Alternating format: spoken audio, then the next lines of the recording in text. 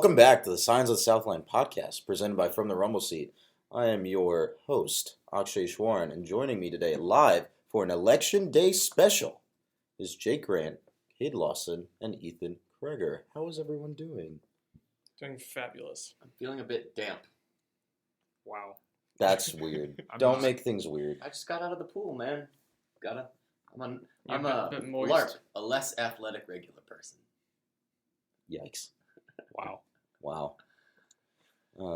Yeah, so it's election night. Tensions are political. I don't really know a better way to say that, but sports roll on. So, Jake, tell us about Non-rev before I start making really bad jokes about politics. Oh, dear God. So Non-rev, there's stuff happening. That's fun. We got back into the swing of things with a couple exhibitions. We'll talk about basketball later, but women's basketball, they tipped off.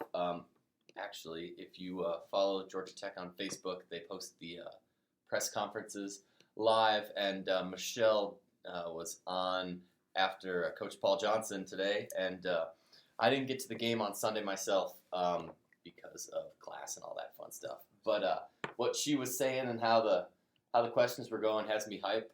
They played really well. I wouldn't write too much into it like the men's exhibition, but the women's basketball team, led by a couple of excellent returners and a vaunted freshman signing class, which was 7th in the country, dismantled the exhibition competition, which was Coastal Georgia. The Jackets led early and often, including when it mattered the most at the very end. This is a team that could have very well had a shot at the NCAA tournament last year. Going into conference play, it looked like they were all but a lock for making that appearance. But Michelle said it best today. This team and how they're playing, their scrappiness, their offensive output reminds her a lot of their Sweet 16 appearance a few years back, and that's a good parallel to be drawing. I know I'm talking a lot, so Ethan, if you have anything you want to add, you look like you're nodding along.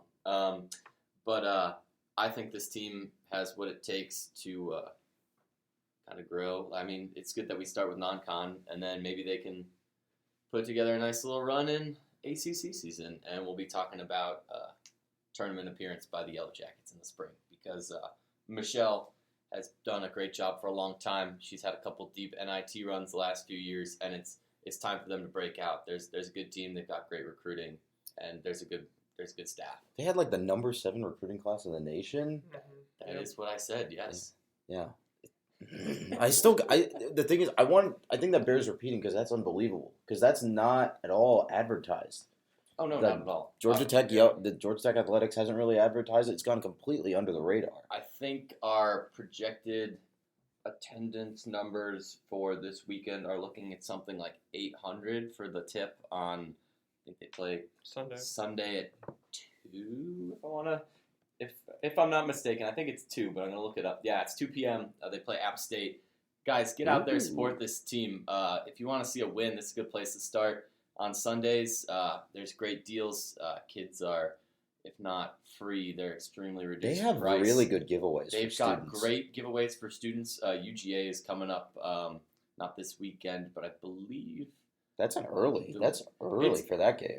It's coming up soon, but I got some great socks 2 years ago, so I'll be in line soon for this one. There's a lot to be excited about from what they do in marketing, and I kind of alluded to this in something I had said.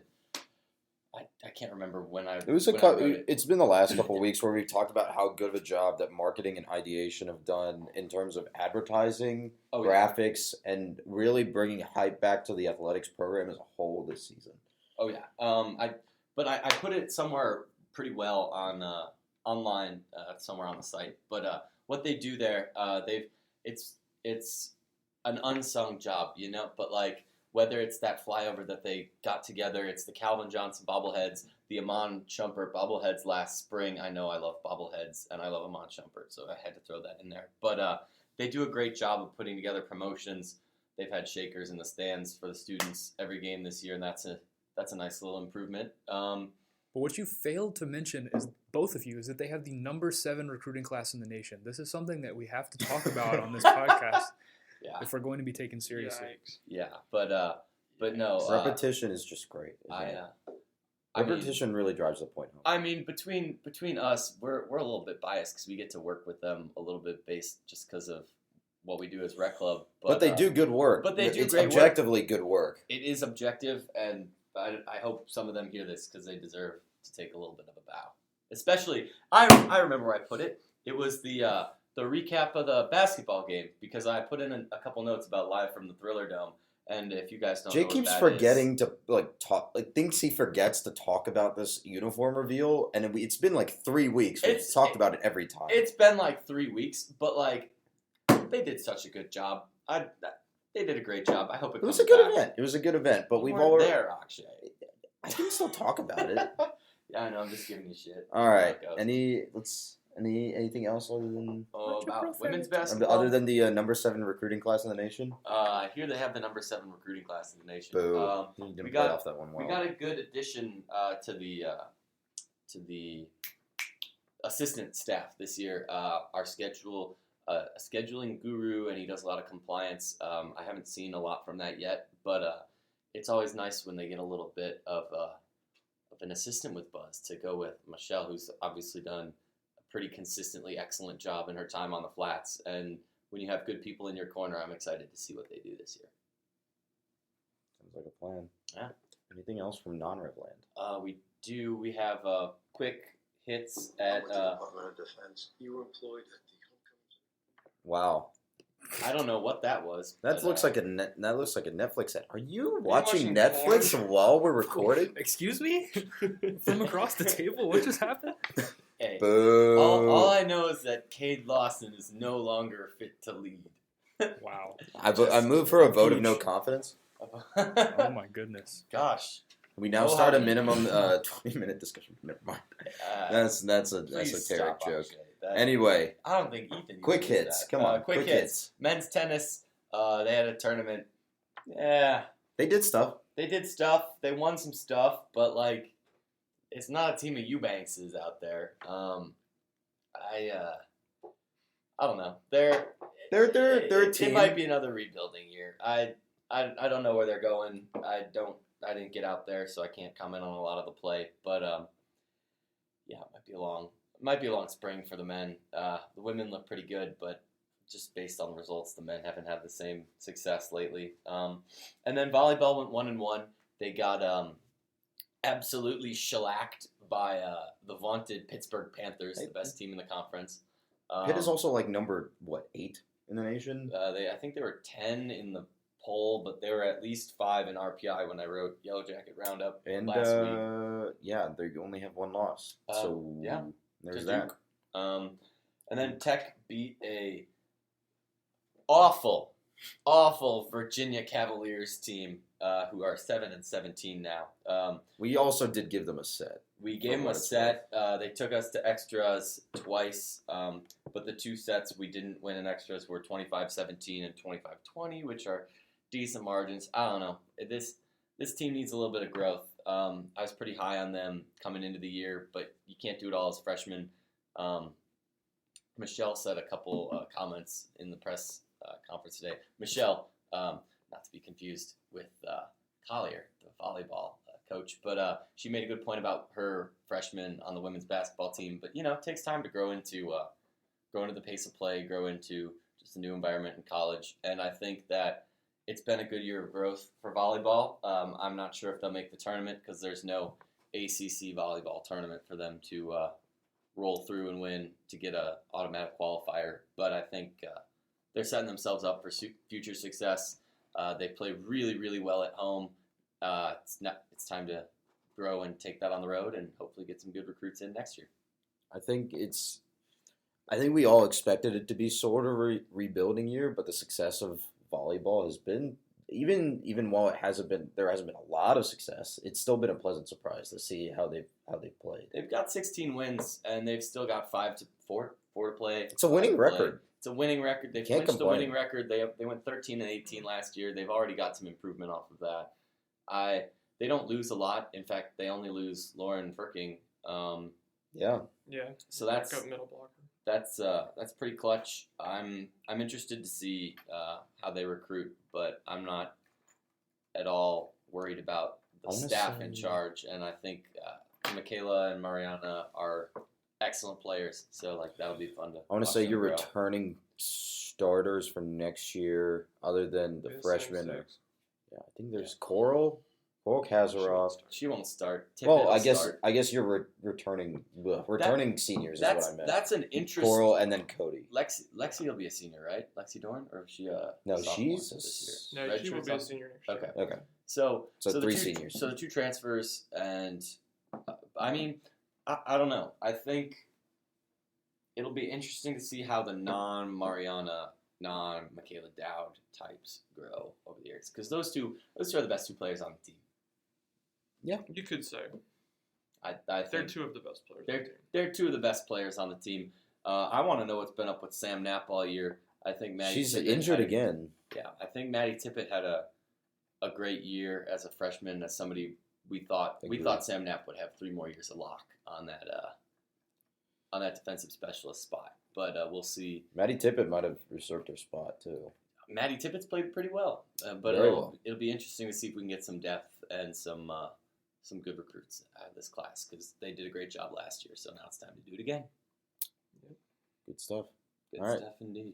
So that's it for non-rev land. So let's move on to Ethan's favorite football team ever, the University of North Carolina Tar Heels. Ah, yes. Ethan, do you want to Chapel Hill, start? Land of Chapel Hill. Chapel It Thrill. was very pleasant to watch the school I grew up hating take a nice fat L to my new school this weekend, as it was last year. I hope beating UNC becomes an annual tradition. But anyway, Happens to twice, go on. man. Hey, I we're mean- not Texas A&M. Yeah, but Tobias Oliver was outstanding. I think we can all agree. Mm-hmm. Taquan started, played the first Two two or series? three, Two two series. series, and then got pulled for Tobias. And we figured at some point that they were going to put Taquan back in since he started and contributed quite a bit. Taquan got a spot start, and we thought he would come back in at some point since he got the start. And usually that means that you're the best quarterback in the coach's opinions at the time of the game, but clearly that wasn't the case last week, and we'll see what they do at the quarterback position this weekend. I think for the moving forward, it's going to be, and I said this in our writers' room, but it's whoever has the hot hand. Like I bet Paul will start Taquan versus Miami, I and think if he he's will, too. going, I actually said that. and yeah, he did say that if he's getting it going and the offense is gelling early on in that game with Taquan in, he's going to leave Taquan in. But I think if you give Taquan 3 drives and the offense 3 is points just on this board or yeah, something. and we only get a field goal, or we maybe get 1 touchdown out of 3 drives, and we're punting and we're just not looking good, then or fumbling again, Yeah. then Tobias comes in. Cade, what do you think about UNC? There's no point in giving him even 1 drive anymore because we've already seen that he's not the best quarterback we have on the team. It was clear the entire year, and people kept saying that people are going to adjust, and they still haven't. I doubt that any of the opponents we have left on our schedule that aren't called UGA are going to adjust either, because they're bad. Even UVA is bad, I think. That's a hot take. That's That's not- a formerly it's not- ranked UVA. That No, is a that's form- not a hot Yeah, take well, at there's a all. lot of. We'll discuss currently ranked teams that are trash later on, but they're Yeah. UVA is not a good football team. We still might lose to them because we're not really either, but they're really not a good football team. But I mean, the way to go is just to start Tobias, to keep doing what you've done, and if he starts having issues, you can go back to Taquan, who you know what you can get out of, over and over again, and hope that maybe that'll fix any kind of problem that arises. Which, if there is a problem, then I guess it'll be ball control issues or ball security issues. That has 'cause been a that's- recurring theme the last couple of weeks. The fumbleitis is definitely. Well, That's a we good didn't issue. fumble against Virginia Tech. It's just been the Carolina game, the Duke game, and the Clemson game. We've had serious issues with fumbles, and it just seems like it pops up every few weeks randomly. He's still learning. A lot of his have been on the exchange, and Yeah. he'll iron it out eventually. It's expected to have these B-backs are issues. still not keeping 2 hands on the ball, though, and that's Yeah, that's yeah. a tenet of playing a B-back is that Did they both fumble last week? yeah. Yeah. They just lost one. It'll be interesting to see how, and I agree with you. It's going to be interesting to see how teams adjust to Tobias, especially now that the cat is kind of out of the bag, Yeah. and they have enough film Like think- UVA and Georgia have enough film to put together on him, and it's going to be interesting to see how they handle I it. think the mean, just the latter one amount is the one I worry about the most. Yeah, no, definitely that because you have the combination of athletes and a team that plays tough in a rivalry game. And they have what, UMass or Liberty or something coming in the week UMass. before. UMass. They're just gonna roll over and die. You know that they're just gonna be practicing for Tech all week.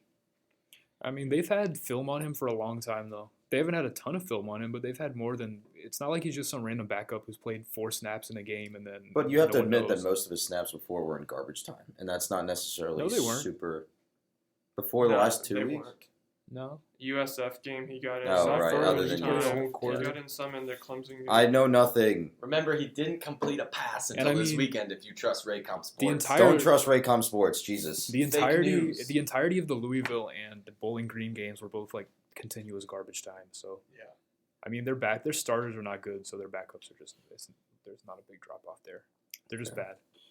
So let's talk about Miami moving forward. Tech is favored by 3.5, so that's like what, a half point on top of It's home probably field. even 3.5 to 4 is a home field advantage in college football. So we talked a little bit about the spot starts and Paul saying that Taquan is going to start, but I want to hear, who do you think actually ends up playing most of the game versus Miami, which is at 7 p.m. on ESPN2. Surprising. Cade, why don't you give us a... Well, we already know what your answer is going to be, but I mean, it seems like it'll be Tobias. It's been Tobias for 2 straight games Right. now. Yeah. Taquan could have played against Virginia Tech. He was dressed to play. And if Tobias had struggled even the tiniest amount, I'm sure he would have played some. But he didn't struggle even the tiniest amount. And then he proceeded to not struggle much at all the next week, although he wasn't as sharp. But, no. I mean, Miami is not as good as people thought they were going to be, which is one of the shocks of the century. one of many. But they're so kind and polite down there. I know, they're very kind people. They'll never scream at you or anything like that. Yikes. It's because Mark Rick shaved his bad boy goatee. He's clean shaven now. I the think goatee held all of his power. It really did. It's really sad. It's hard to see a guy decline like that. You Oh, hate well. to see it. You do hate Still to see you looks just too hate much to like see my it. dad. It freaks me out. That's just weird. it. It is weird. You also just said that on air, which is even weirder. You know, that it was bound to come out at some point. It's okay, Jake. You call Mark Rick daddy. Oh my god. No, that's just Paul Johnson, man. Oh, that's... Wow. Moving on. Stop making us sad. Ethan, who do you think gets the rest of the game? Well, the difference this week from the last couple weeks is going to be that Miami has much more team speed on defense than UNC or Virginia Tech did. And so, despite their struggles on offense this year, they've got several guys who are NFL level on defense. And Tobias has had more success running outside than inside. So I have a feeling what we're going to start to see here, especially from Miami and UGA, 2 defenses who are quite fast, is that they're going to start loading up the outside and make Tobias and the B-backs work more inside.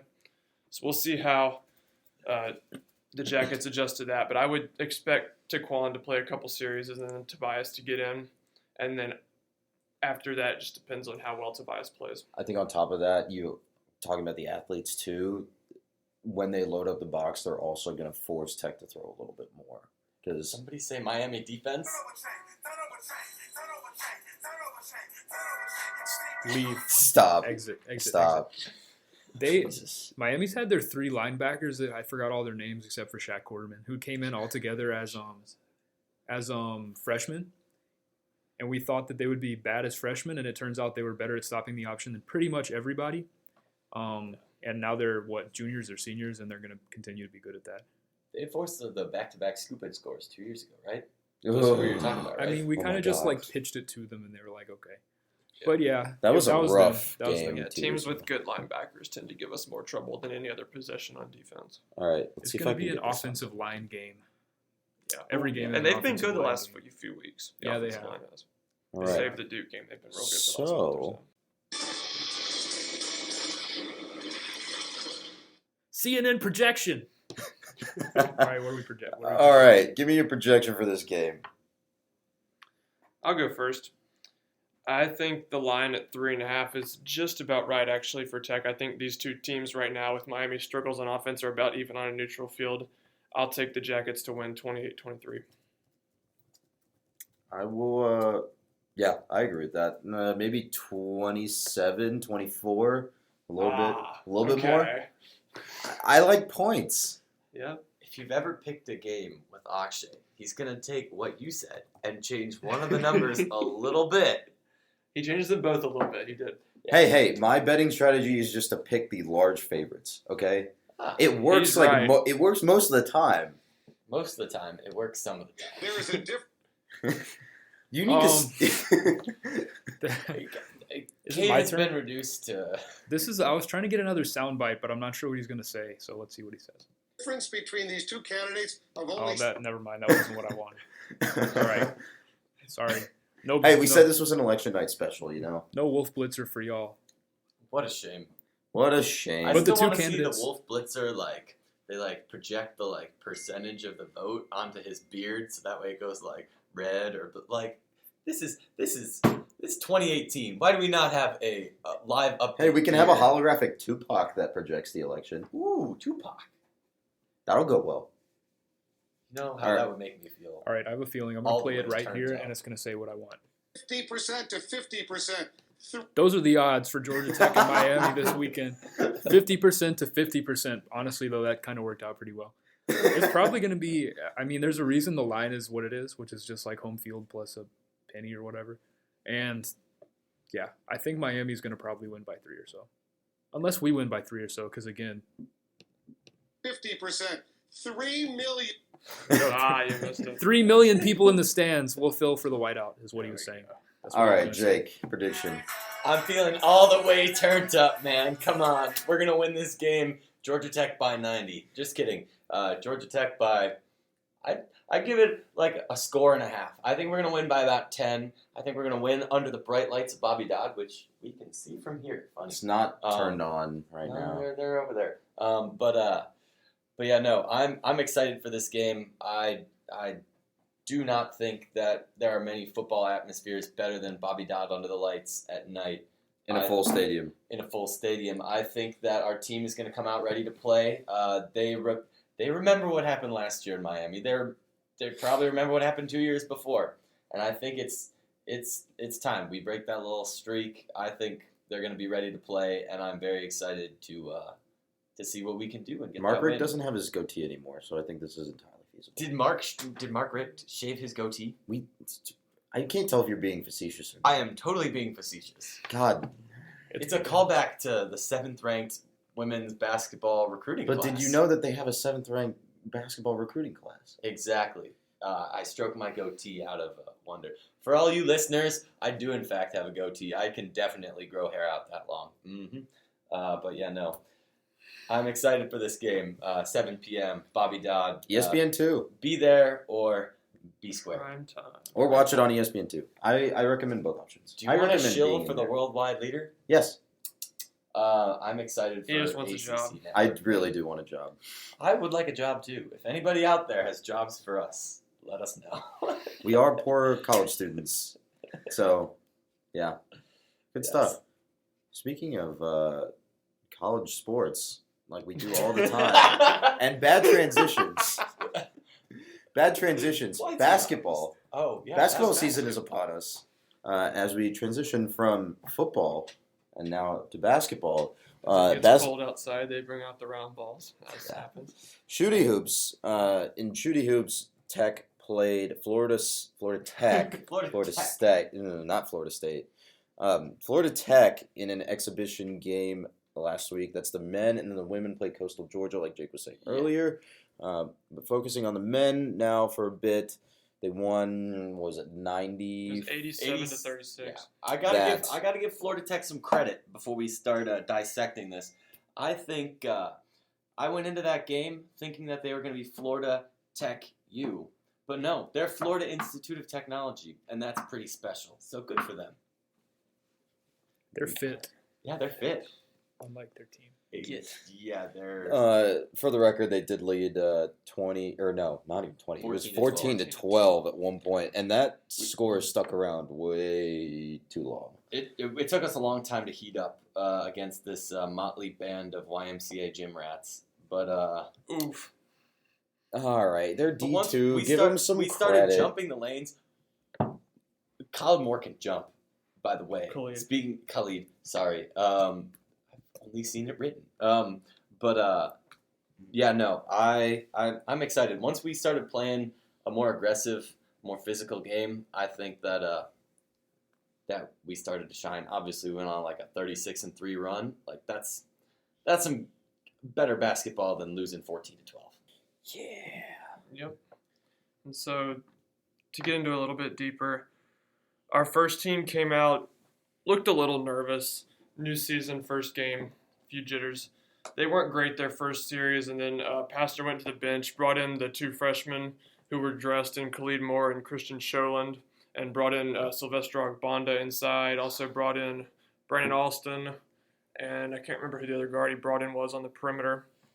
Rice? But no, he didn't come in until garbage time. But at any rate, he brought in the second unit, and they struggled for a while too, and that's how we ended up with the 14-12 score. Then the first team went back in, the threes started falling though, and that was probably the most refreshing element of this game, was that we have guys who can hit threes this year, and this was without Mike DeVoe even playing.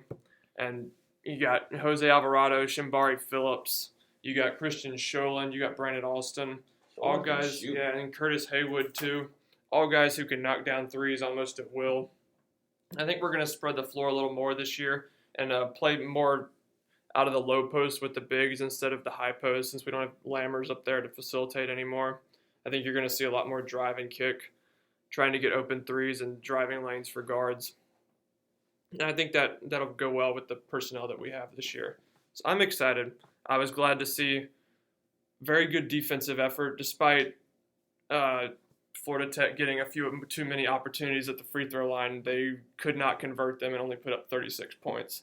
So anytime you only give up 36 points, that's a successful day on defense. I love the quest for 40. Yeah. Sixth man of the year of the game definitely goes to that West basket for blocking all them free throws by Florida Tech. They had to be about 5 for 20. That was not a good free throw shooting game. Yeah, no. But did we expect them to be elite at shooting free throws? Probably not. Yeah, no. There's a lot of shots. They had it wedged in the basket. A wedgie. Yeah. Good times. Yeah, we have very little ability to throw stones at people who can't shoot free throws.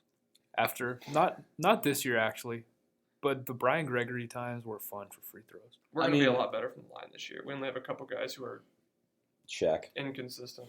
Did we shoot 65 Every time Todrick Jackson would go to the line, I would prepare myself for missing both free throws and be pleasantly surprised if we made one and ecstatic if we made two.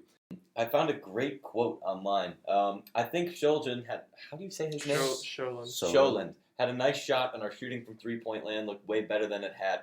I'm comfortable with them taking that volume with Sholand, Alston, and the rest looking good from far out. I don't know. That's a nice change. If you can get 3 points on a possession more reliably, I think our volume was.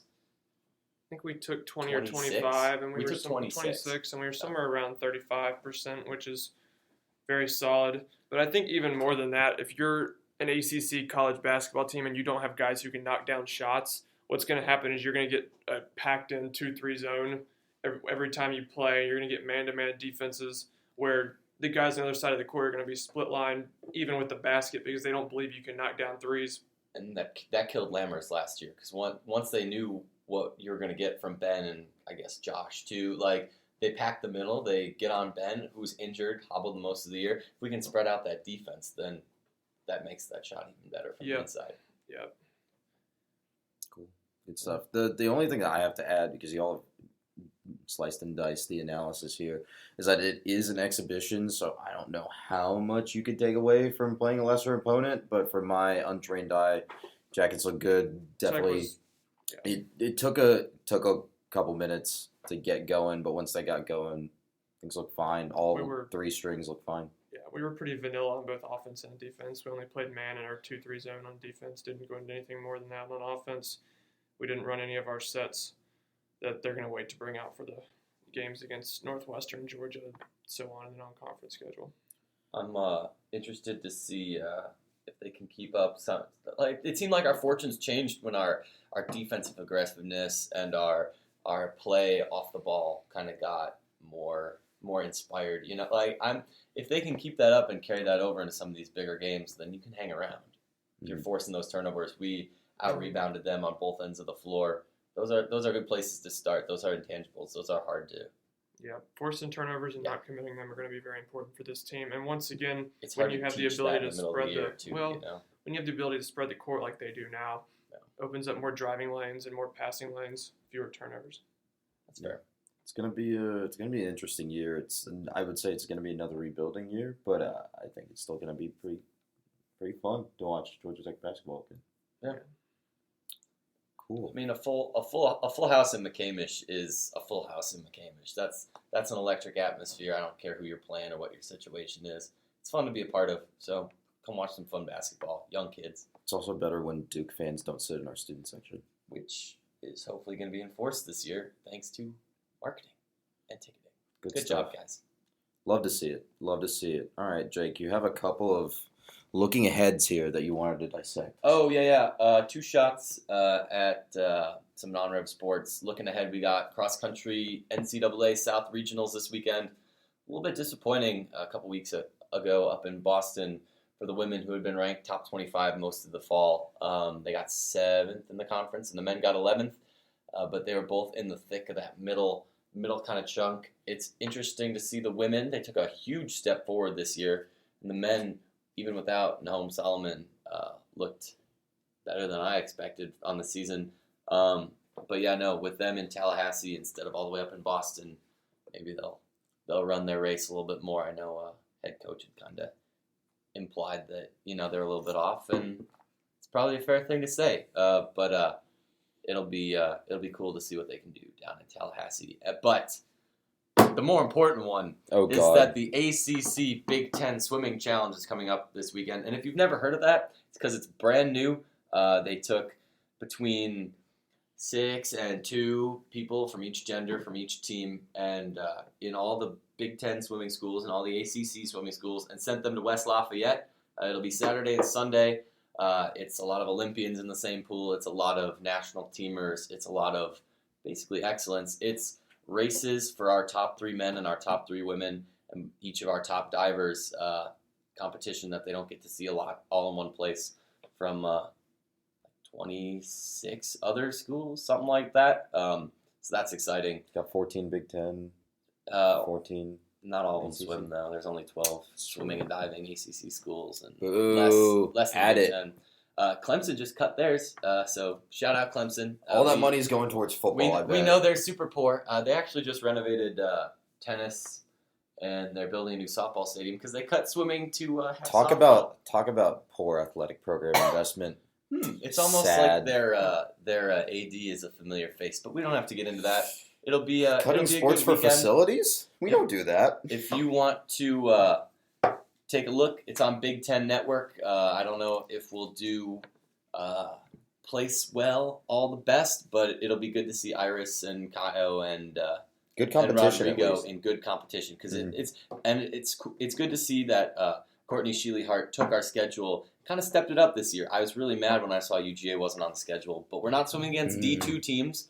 We're not swimming against D3 teams this year. Well, we did swim against SCAD, so we can't really. SCAD's I think that's like a pity meet. And Delta State. No Delta State this year.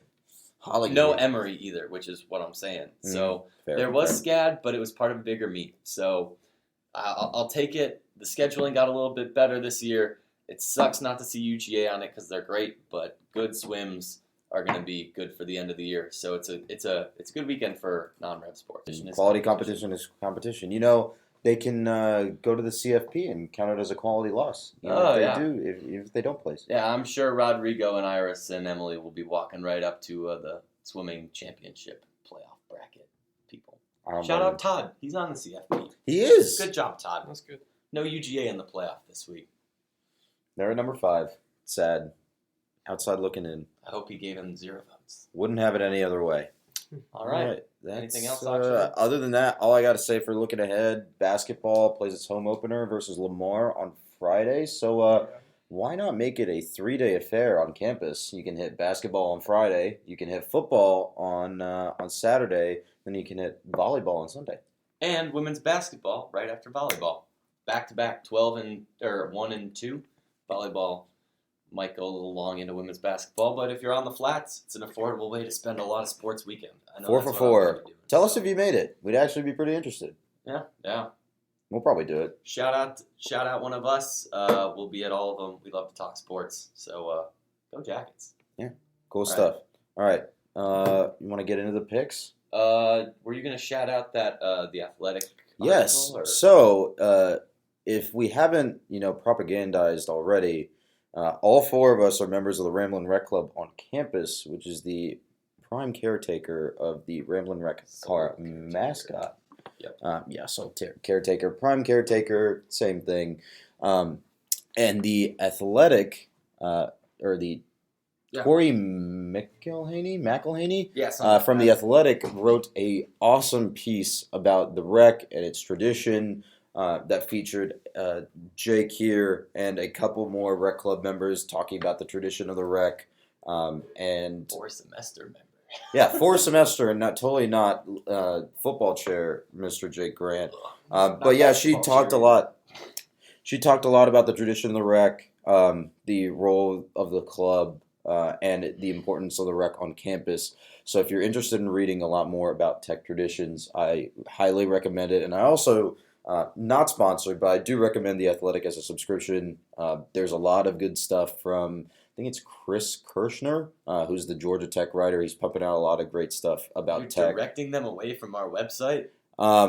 You can read it as a supplement to all of your analysis from the Rumble seat. But yes, I do recommend the See, rec article. I'm over here trying to burn the white and gold to the ground, but Akshay's over here shilling for the Athletics. So we're gonna rattle off these picks or what? Yeah, we'll rattle them off. But yes, last note, do read The Athletic and that article. Oh boy. What do you have in store Akshay's today? choice. Go. No, wait. Sid's choice. Ethan, you didn't pick a game last week because you weren't Nope. here, but this week, Ethan's choice. Yeah, this week we got Michigan and Rutgers up in the Big Ten. A combined 9 wins and 9 losses among them, just that one has 8 of those wins and the other has 1 of those wins. And the line this Oof. weekend is Michigan by 39.5, and the over-under is sitting at 49 as we speak, which means an implied score of 44-5. I'm not sure I've ever seen a Power 5 team projected to score 5 points. it is Rutgers. Rutgers really doesn't They count. really suck. Oh, my Big Ten. I'm going to take Rutgers out of pity and hope they cover that 39.5 and score more than 5 points. See, Ethan said this to me last week about Louisville versus Clemson, and he chastised me for picking Clemson and the points. Yeah. So we'll see how this one works Just out for a you, dumb bud. pick then, even though they won. Good teams win. Great teams Rutgers cover. covers. Great Rutgers. I wouldn't call Oof. Rutgers great by any stretch of the imagination. I do not know what they were thinking in the Big Ten headquarters when they were like Media market. Rutgers. That's a great decision. That's Media what they were market. It was thinking. 100% the NY media market. Hey man, their headquarters is in a town run by the mob. What do you expect? Boo. They're going for that money. All right, They're going for Mr. the Lawson. Mr. Lawson.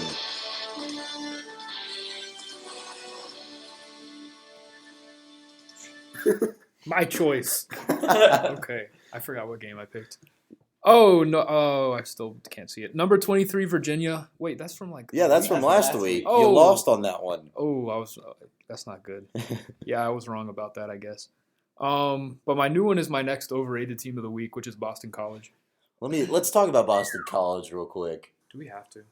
They suck. Guys being dudes. God, Boston College is secretly good, and you're just wrong. They're just guys being dudes. Steve Adazio's choice, guys being dudes. They're just Boston guys College is being secretly good, and you taking No, Clemson they're on this not. is trash. They're not. They're not secretly good. The lady who sent me a mean email needs to know that they're not secretly good, Patricia. They're terrible, and they're going to lose terribly to a better team because they're bad. That's how that works. The spread on that game is Clemson by 20. Who cares? It doesn't matter if it's Clemson by 1,000. They're just bad. They'll lose by 1,000. Boston College is secretly good. Boston College fans, I empathize with you. Cade kind of sucks. They're just guys Boston being College dudes. kind of sucks. I just think guys Boston being College is dudes. overrated. Thank you. 2-3. Wait. That Two- 2 of 3. 2 of 3. Yes. Wow, you really 2 blew of that 3. one. Anyway, Mr. Grant, Hi, stop. Jake's choice. Jake's choice. I am taking the UNC Duke game for the victory bell. It's going to be a tough fight, and it's going to be tough to see who wants this one less, because I don't like either of these teams. They're snobby and they're mean, and they're coached by Mr. Magoo and the best brain doctor in the world, Larry Fedora. So Wallace Wade Stadium, a glorified high school. Wait. Hit. This isn't in basketball? I was going to talk about Zion Williamson. Oh no. See what's gonna happen is Daniel Jones is gonna set up that kicker right from about how far out's the 3-point line? What? You're the basketball person. I am the basketball person, but I forget this stuff sometimes. I'm a swimmer at Boo. heart. But yeah, no. It'll probably come down to about 3 points. So I'm going to take UNC on the UNC Duke call. The line's at -7. So, I don't know. That's a weird game. It's been a weird year for both of those teams. It's been a weird year for the Coastal in general. The UNC hasn't been that far out of most of the games they've lost. Duke, I don't like Duke. I don't think that their scheme is anything special. I don't think anything they do is all that great. I'm sorry if you like Duke out there. I know, Cade, you were pretty high on Duke coming into the year. And to your credit, Duke beat us, which I said they absolutely wouldn't do. But that said, it's going to be a struggle for the victory bell, and I think it's going to be a lot of bad football up in Durham, and whoever gets to paint the bottom of the bell their color of blue is going to have... They're also both really just bad shades of blue. Navy is objectively better than Carolina blue or Duke blue. And it's an White accent and gold color. are better than navy. There we go. Accent color. Yeah, there you go. Accent color. All right. So, you really going to keep doing this? Akshay choice. God, I hate you. Sounds like that little riff they do in GarageBand, where you can put it in. It's like, here's our fake news article. Yes, that's exactly what it sounds like. Also, woof. So Fake news article. in I wasn't the trying to do that. it's the 10-year anniversary of Michael Crabtree absolutely saucing the Texas defense to steal a victory. I think it was at Nope, it was at home. Oh, okay. 56,000 people in AT&T Stadium out in Lubbock. It's called AT&T Stadium? Something like that. I thought it was like Red Raider Stadium or something, or Lubbock They Stadium. sold out. Boo. All right. So it wasn't a complete saucing. Texas was winning and with 1:29 seconds He left. sauced them. Michael Crabtree sauced them. Colt McCoy drove them down, and that game destroyed Colt McCoy's Heisman chances. Sorry, I liked Colt McCoy. Just putting that out there. For the record, I did like Colt McCoy, and my pick in this game is Texas by 2 points, by the way. But Colt McCoy was never the same after that 2009 national title game. That completely ruined him as a quarterback in general. That's fair. I don't know. I wouldn't call that game a complete saucing. It was a one-possession game. I wasn't saying that he sauced them the entire game. I'm just saying that catch was pretty good. It was a good catch. I'll give you that. Yeah. So, Michael Crabtree, happy 10-year anniversary. And also, Longhorns by 2. They've moved up in the polls, I think. It was a 39-33 game played at Jones AT&T Stadium in Lubbock, Texas, with Musburger and Herbstreit on the call.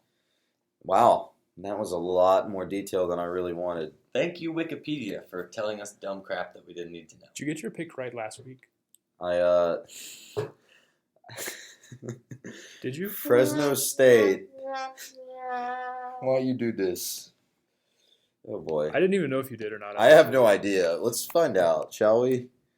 Fresno State versus UNLV. You are looking live at a very confused Akshay. I didn't prepare properly. It's on me. Ooh, I did get it right. So give me that celebratory. Don't play that sound again. Give me something celebratory.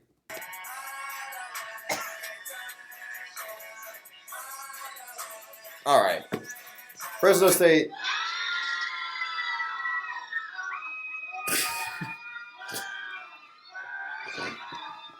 Jesus Christ. That was supposed to be happy screaming.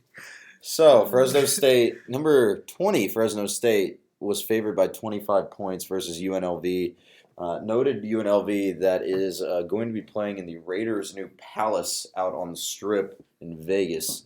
Fresno State beat UNLV by 45. Yikes. UNLV is bad. Weren't they decent for a while, or was that basketball? Basketball. That's what I thought. UNLV is a basketball school. Which is weird to think about, but Las Vegas doesn't deserve professional sports. And yet, here we are. They have 2. Well, they have 1 right now. They gave my Cubs Chris Bryant, and that's okay. And they might give him Bryce Harper, too. Don't you dare. What? Rams don't understand Kroenke's choice. Moving away from wherever they were before. St. Louis.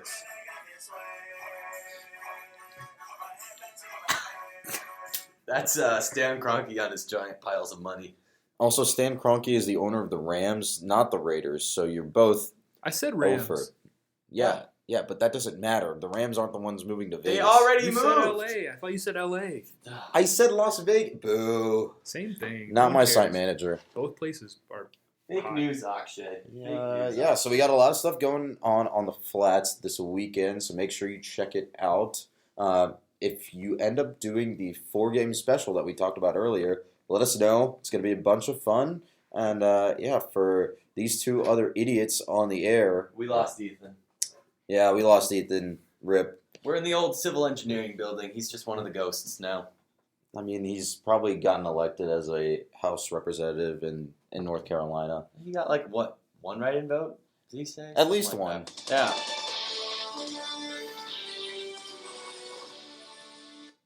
North Carolina's choice. Yeah, that's what I was going to say. For these 2 other idiots and the new North Carolina House representative, this has been Signs of the Southland, and we will see you next time on The Flats. Peace out.